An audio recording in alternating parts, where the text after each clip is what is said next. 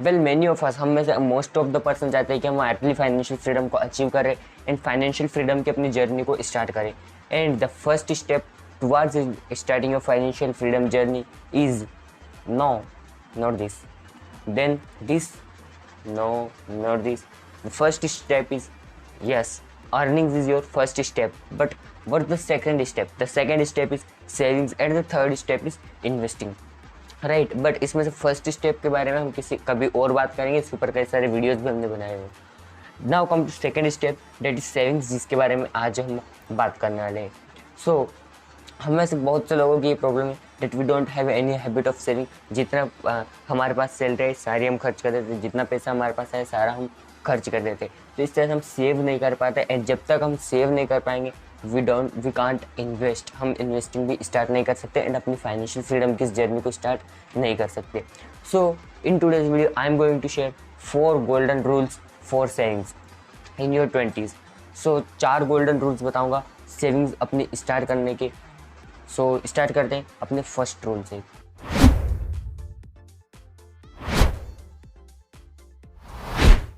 The first rule is, जिसके बारे में मैंने कई बार बात करी है, and that is 50-30-20 rule. Now what is 50-30-20 rule? Well this rule is very simple. ये रूल कई लोग फॉलो करते हैं।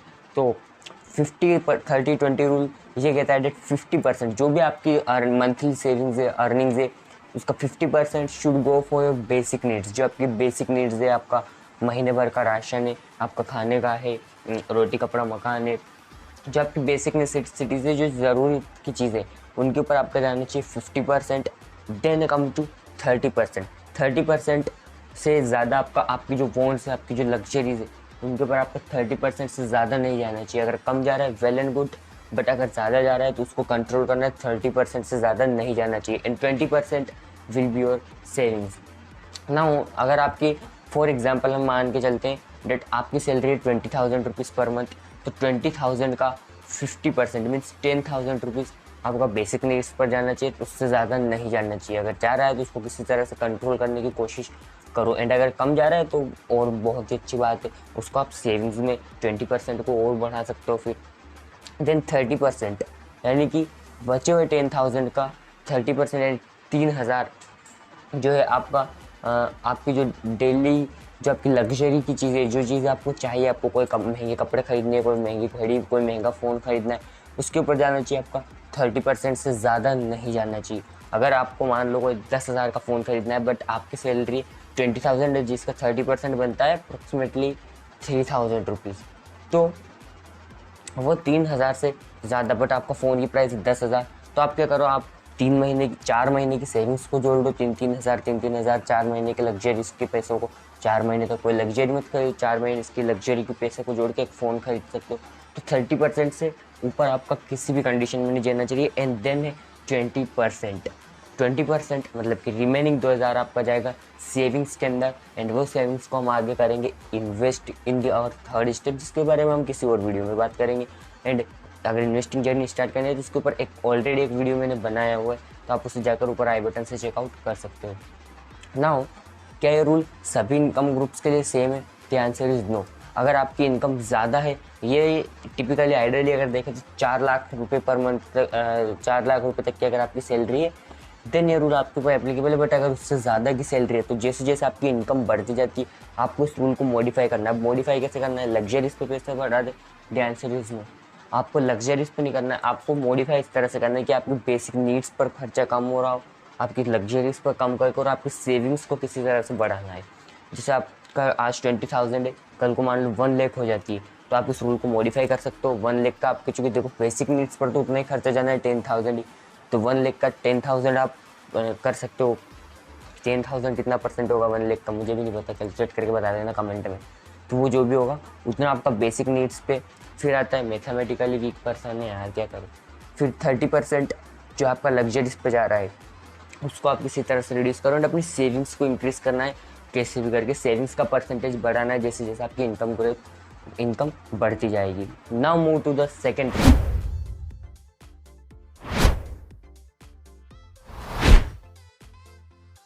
The second rule is don't buy it till you can't buy twice. Means जब तक आप किसी भी चीज़ को जब तक 2 बार ना खरीद सको तब तक उस चीज़ को मत खरीदो। कुछ भी। अब आप बोलोगे कि अगर मुझे कोई फ़ोन लेना है तो मैं एक फ़ोन नहीं यूज़ करूँगा, मैं 2 फ़ोन की कोई माला बना कर तो पहनूंगा नहीं जो 2 बार उसको खरीदूँ। द आंसर इज़ यस, आपका क्वेश्चन सही है। तो इसका आंसर है ट्वाइस का मतलब ये नहीं कि आप उस चीज़ को 2 बार खरीद सकते हो, मतलब 2 बार ही खरीदो। आप इसका मतलब ये होता है जैसे आपको कोई भी चीज़ खरीदनी है, फॉर एग्जाम्पल मेरे हाथ में चश्मा है, मान लेते इस चश्मे की वैल्यू है 50,000। अरे अज्यूम कर लो, मान लो इसकी 50,000 की इसकी वैसे तो 500 रुपये का भी नहीं है ये चश्मा, बट हम मान के चल रहे हैं 50,000 की प्राइस। तो अगर 50,000 का है मतलब मैं इसको तभी खरीदूँगा जब मेरे पास 1,00,000 रुपये होंगे।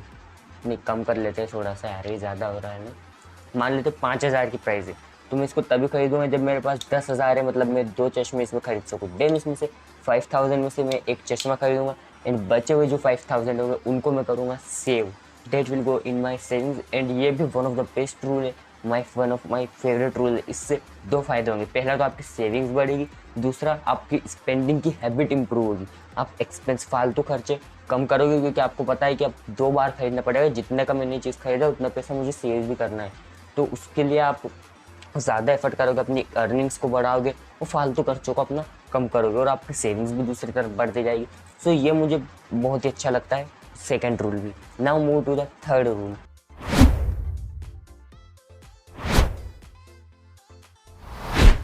The third golden rule is the 30-day golden rule. Now, what does this 30-day golden rule says? 30-day golden rule ये कहता है that आपको कोई भी चीज़ खरीदनी हो, कोई भी लग्जरी की आइटम खरीदनी हो, उससे पहले आप जिस दिन आपको ये थॉट आए कि चीज़ मुझे खरीदनी है, तब से आप 30 दिनों तक वेट करो। 30 दिन तक वेट करो उस चीज़ को खरीदने के लिए।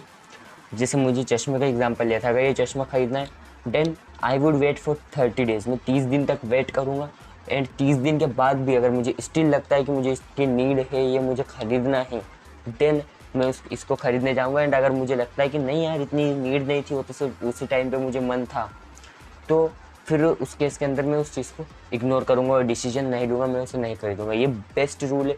मैंने ऐसी बहुत सी चीज़ें हैं जो फालतू मैंने ख़रीद ली, मुझे उस टाइम पे मन किया कि हाँ मुझे काम आएगी, बट जब उनको ख़रीदा उसके बाद में 2-4 दिन के बाद मुझे कोई भी चीज़ काम नहीं आई। ऐसी बहुत सी चीज़ें हैं मेरे पास में, मैं आपको बता भी सकता हूँ। यही जो चश्मा मैंने अभी आपको दिखाया, ये चश्मा एक ऐसी चीज़ है, इसको जब मैंने परचेस किया था उस टाइम पे मुझे लगा था कि ये मुझे काम आएगा, बट मैंने इसको ख़रीदा, 3-4 दिन लगाए, उसके बाद में अब मेरे पास कोई काम ही नहीं है इसका, ये फालतू पड़ा हुआ है। अगर आपको ख़रीदना हो तो बता देना है। जैसे स्टील की स्केल है, ये स्केल को मैंने जब परचेस किया उस टाइम पे मुझे लगा कि ये मेरे काम आएगी, बट ख़रीदने के बाद पता चला, 3-4 दिन यूज़ करने के बाद पता चला इसका कोई काम ही नहीं है मेरे पास में, कोई काम ही नहीं आ रही है मुझे। और भी ऐसी बहुत सी चीज़ें हैं, या तो सस्ती चीज़ें हुई, सस्ते नशे हुए मतलब, और ऐसी बहुत सी चीज़ें जो कि मैंने ख़रीदी बट मुझे कभी काम नहीं आई ख़रीदने के बाद में। तो ये रूल मेरी बहुत हेल्प करता है इस डिसीज़न को लेने में, एंड मैंने भी रिसेंटली फॉलो करना स्टार्ट किया है इसको। सो 30 डेज़ तक वेट करो कि उस चीज़ को ख़रीदना है, तो 30 डेज़ वेट करो। 30 डेज़ के बाद अगर लगता है कि हाँ ये चीज़ मेरे काम कर सकती है, मुझे काम आ सकती है, तब उस चीज़ को ख़रीदो। और अगर 30 डेज़ के बाद लगता है नहीं यार इतनी नीड नहीं है इसकी, इसके बिना भी काम चल जाएगा, तो फिर उस चीज़ को मत खरीदो। Now move to the fourth and the last but not the least golden rule of saving.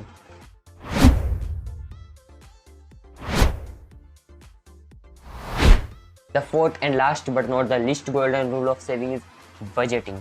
Yeah, believe me or not, but budgeting can help you a lot in your savings journey. आपकी savings में budgeting बहुत help कर सकता है। Like हमारी government पूरे देश को चलाने के लिए एक बजट प्रिपेयर करती है। मार्च के मंथ में, फरवरी के मंथ में वो बजट आता है, हमारा एक फाइनेंशियल बजट प्रिपेयर करती है। वैसे इस साल के फाइनेंशियल बजट के हाईलाइट्स जानना है तो ऊपर आई बटन में लिंक मिल जाएगा, जा करके देख लेना है वो वीडियो।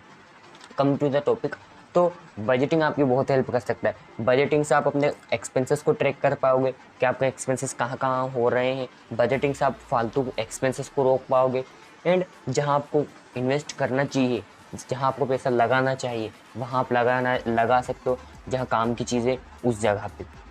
तो बजटिंग आपकी बहुत हेल्प करेगा ना। बजटिंग का कोई ऐसा कॉम्प्लेक्स प्रोसेस नहीं। बहुत लोगों को लगता है बजटिंग यार कितना काम होगा बजटिंग में, पहले सारे एक्सपेंसेस लिखो फिर उसको डिस्ट्रीब्यूट करो कि कहाँ कहाँ मुझे कितना पैसा देना है, ये सब। तो देखो, आपको कोई देश का बजट नहीं बनाना है पूरा, आपको खुद का सेल्फ का बजट बनाना है, अपने घर का बजट बनाना है। तो बजटिंग में बहुत सिंपल प्रोसेस है। सबसे पहले अपने जितने भी आपके एक्सपेंसेस है सबको ट्रैक करो। सेकंड स्टेप, ट्रैक करने के बाद में देखो कि इनमें से कौन कौन से ऐसे एक्सपेंसेस है जो मैं फालतू एक्सपेंस कर रहा हूँ हर महीने, जिनकी मुझे ज़रूरत नहीं है बट मैं हर महीने वहाँ पे खर्चा कर रहा हूँ। देन थर्ड स्टेप में उन जो फालतू एक्सपेंसेस है उनको कट डाउन करो, फिल्टर करो, एंड जो काम के एक्सपेंसेस है उनको साइड में रखो। फोर्थ स्टेप में काम की जो आपकी टोटल अर्निंग्स है उसमें जैसे देखो कि इसमें मेरा कितना एक्सपेंस जा रहा है, इस पर्टिकुलर चीज़ में मेरा कितना एक्सपेंस जा रहा है, मेरा ट्रांसपोर्टेशन में कितना एक्सपेंस जा रहा है, मेरा डेली ट्रेवलिंग में कितना एक्सपेंस जा रहा है, मेरा पार्टीज़ में कितना एक्सपेंस जा रहा है, मेरे गिफ्ट्स में कितना एक्सपेंस जा रहा है। देन ट्राई टू कंट्रोल, अगर उसको कंट्रोल कर पाओ किसी तरह से उसको कंट्रोल करने की कोशिश करो। अगर ऑटो से जा रहे हो, ई रिक्शा का ऑप्शन चूज़ कर लो या पब्लिक ट्रांसपोर्ट का यूज़ करो। तो आपका ट्रांसपोर्टेशन का कॉस्ट अगर बढ़ रहा है तो पब्लिक ट्रांसपोर्ट की तरफ चले जाओ, वहाँ पर पैसा बच जाएगा। एंड मतलब अपने अकॉर्डिंग देखो, फिर वहाँ पे बजट एलोकेट करो, पैसा एलोकेट करो कि भाई इस महीने इस पर्टिकुलर चीज़ पे इतने पैसे से ज़्यादा मेरा खर्च नहीं होगा। ट्रांसपोर्टेशन पे इस महीने मुझे 5,000 से ज़्यादा स्पेंड नहीं करना, बाहर फास्ट फूड पे मुझे 2,000 से ज़्यादा स्पेंड इस महीने नहीं करना, एंड सो ऑन। तो इस तरह से इस सिंपल प्रोसेस को फॉलो करके आप अपना बजट बना सकते हो। एंड बजट आपकी जितनी हेल्प करेगा सेविंग्स में, उतनी कोई भी रूल आपकी हेल्प नहीं कर सकता है। सो इसको एक एग्जाम्पल से भी समझ लेते हैं। तो आइए देखते हैं विजय की स्टोरी को और इसकी बजट प्लानिंग हम करवाते हैं। So this is our character mister Vijay. Look किस तरह से खुश बैठा हुआ है। एक्चुअली इस खुशी के पीछे बहुत प्रॉब्लम्स फंसी हुई है उसकी सेविंग्स की, और वो चाहता है डेट इस लाइफ को वो कन्वर्ट करे इस लाइफ में जहाँ वो आराम से बैठा रहे। तो इस विजय को लेकर आने के लिए हमें इस विजय की प्रॉब्लम्स को सॉल्व करना पड़ेगा। तो आइए चलते हैं। अब ये मिस्टर विजय जो है ये अपनी कोचिंग क्लासेस चलाता है। कोचिंग क्लासेस की जो मंथली इनकम होती है 20,000 rupees per month, after reducing सारे जो बैलेंसेज है, बिजनेस एक्सपेंसेस है एंड सारी चीज़ें हटाने के बाद में 20,000 रुपीज़ इसका सैलरी आप जिसे कह सकते हो, इसकी इनकम 20,000 की आती है।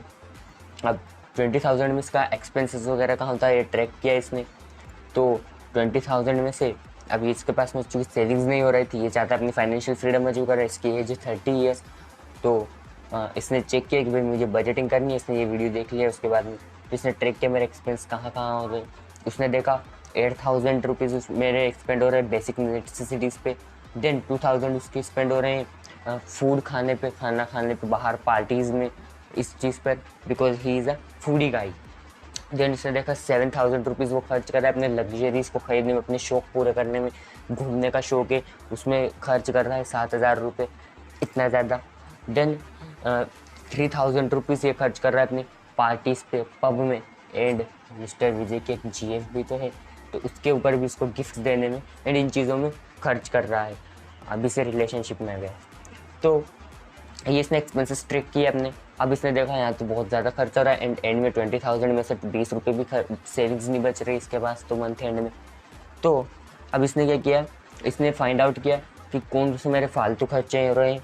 तो इसने देखा कि भाई मैं लग्जरीज पे बहुत ज़्यादा फालतू खर्चा कर रहा हूँ, मैं वहाँ पे कम कर सकता हूँ। मैं बाहर खाना खाने पे बहुत से फालतू खर्च कर रहा हूँ, मैं घर पे भी खाना खा सकता हूँ, अच्छा है ना। फिर इसने देखा मैं अपनी GF के ऊपर बहुत ज़्यादा खर्चा कर रहा हूँ, तो मैं वहाँ कम कर सकता हूँ। फिर इसने देखा मैं पार्टीज़ में बहुत ज़्यादा खर्चा कर रहा हूँ, वहाँ कम कर सकता हूँ। पब में बहुत ज़्यादा खर्चा कर रहा हूँ, वहाँ कम कर सकता हूँ। मैं जिम में वैसे ही फिट हूँ, मुझे जिम की ज़रूरत नहीं, फिर भी मैंने कूल बनने के लिए जिम की मेंबरशिप ले रखी, वहाँ मैं खर्चा ज़्यादा कर रहा हूँ, राइट। तो अब इसने क्या किया, इसने सारे एक्सपेंसेस अपने देखे, उसमें फ़िल्टर आउट किया फालतू एक्सपेंसेस को। नाउ उसने अपना एक बजट बनाया। अब उसने क्या किया, उसने कहा भाई 8,000 मेरा बेसिक नेसेसिटीज़ पे जाना है, वो जाना ही, उसको मैं कंट्रोल नहीं कर सकता। अब ऐसा तो नहीं है कि मैं 4 रोटी खा रहा हूँ तो 2 रोटी खाने लग जाऊँगा, क्यों, क्योंकि मुझे सेविंग्स करनी है, ऐसा नहीं होगा। तो उसने अपना डिसाइड किया, फिर एक्सपेंसेस कम की। फिर उसने देखा क्या मैं आउटसाइड फूड पे कम कर सकता हूँ, ऑफकोर्स कर सकता हूँ। तो उसने 2,000 से उसको 1,000 कर लिया। फिर उसने देखा यार मैं पार्टीज़ में, लग्जरीज में बहुत ज़्यादा खर्चा कर रहा हूँ, जिम वगैरह की मेंबरशिप में 7,000 का खर्चा हो रहा है मेरा, बहुत ज़्यादा है। तो क्या मैं यहाँ खर्चा कम कर सकता हूँ। ऑफकोर्स कर सकता हूँ। तो उसने उसको कम किया, उसने सोचा यार लग्जरी पे ठीक है, मैं एक बार को कम खरीद लूँगा, पर मुझे ट्रैवलिंग का बहुत शौक है, मतलब मेरी तरह होगा बेचारा। तो ट्रैवलिंग का शौक है तो वहाँ तुम्हें खर्चा करना पड़ेगा मुझे। तो इसने 2000 रुपीज़ 7000 से 2000 सेट किए अपने ट्रैवलिंग लग्जरी सारी चीज़ों के लिए। देन उसने देखा ये GF ये बहुत खर्चा ले रही है मेरा, 3000 रुपये तो इसके खर्चे हो जाते हैं मेरे। तो वहाँ उसने खर्चा कम किया, तो वहाँ 3000 से उसको रिड्यूस करके 2000 लेकर आया, जिस 2000 में उसने अपना पब अपनी पार्टी सारी चीज़ों को इंक्लूड कर लिया, फालतू खर्चों को। एंड एट दी एंड उसके पास में कितने पैसे बचे। अब उसने कैलकुलेट किया टोटल कैलकुलेट किया, तो उसका जो मंथली एक्सपेंसेस आ रहा है वो आया 13,000 एंड 7,000 उसके पास प्योरली बचे for his savings. And now at look at mister Vijay, he is enjoying his life peacefully. So I hope कि आपको ये मिस्टर विजय की जो स्टोरी है बजट बनाने की वो आपको पसंद आई होगी। एंड इस वीडियो में जो मैंने बाकी 3 गोल्डन रूल्स बताए वो भी आपको पसंद आए होंगे। सो अगर पसंद आए तो इस वीडियो को लाइक कर देना, शेयर कर देना सभी के साथ में। और हमारे इस फाइनेंशियल फ्रीडम की जर्नी में डेट हम फाइनेंस को हर एक की कप ऑफ टी बनाना चाहते हैं, उसमें हमारा सपोर्ट करने के लिए इस चैनल को सब्सक्राइब करके बेल आइकन को ऑल पर सेट जरूर कर देना। तो मिलते हैं नेक्स्ट वीडियो में नेक्स्ट फाइनेंशियल टॉपिक को आपकी कप ऑफ टी बनाने के लिए। तब तक के लिए धन्यवाद।